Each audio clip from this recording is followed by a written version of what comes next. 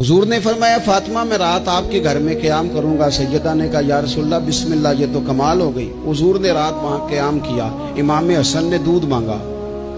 अच्छा, हदीस के रावी मौला अली शेर खुदा हैं।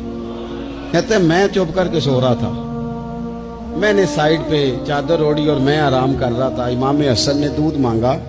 सैयदा फातिमा उठने लगी तो फरमाया नहीं फातिमा, आज मेरे साथ सोए हैं, दूध भी मैं ही पिलाऊंगा। हुजूर उठे, बकरी का दूध धोया, फिर उसे बर्तन में डाला। अभी हुजूर इमाम हसन को देने लगे थे कि इमाम हुसैन ने भी मांग लिया। तो हुजूर ने फरमाया नहीं भाई, पहले हसन को मिलेगा।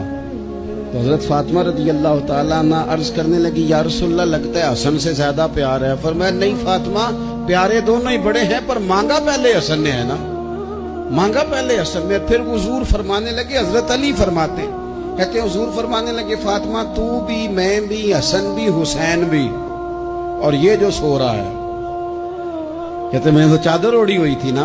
फरमाया फातिमा मैं भी, तू भी, हसनैन भी, और ये जो सो रहे हैं, फरमाया सारे मिल के जन्नत में दाखिल होंगे।